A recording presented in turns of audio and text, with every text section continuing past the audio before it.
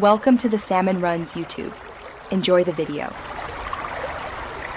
In this video, I will show you how to change your BMW X1 door handle.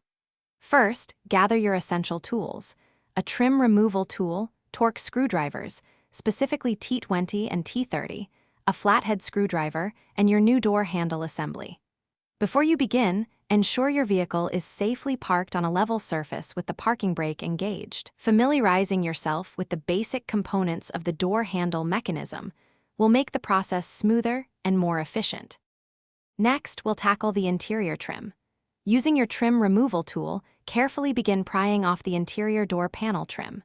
Start from one edge and work your way around to avoid damage. Once loosened, disconnect any electrical connectors you encounter, such as those for window switches or mirror controls. Finally, you'll find and remove the two T20 Torx screws located behind the trim piece, which secure it further. Now let's access the handle itself. Locate the small rubber grommet on the side of the door frame and remove it. This will expose a T30 Torx screw.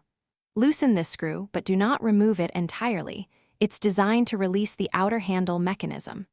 With the screw loosened, gently pull the outer door handle outwards, then slide it towards the rear of the car to detach it. Finally, disconnect the cable attached to the handle. To install your new handle, first connect the cable to the new assembly. Carefully insert the new handle into its position, sliding it forward and pushing it inwards until it securely clicks into place. Now, tighten the T30 Torx screw through the grommet hole until the handle is firm. Reconnect all electrical connectors and reattach the interior door panel trim, ensuring every clip is engaged. Before closing the door, test the new door handle's functionality thoroughly. Thanks for watching. Consider subscribing if we helped you.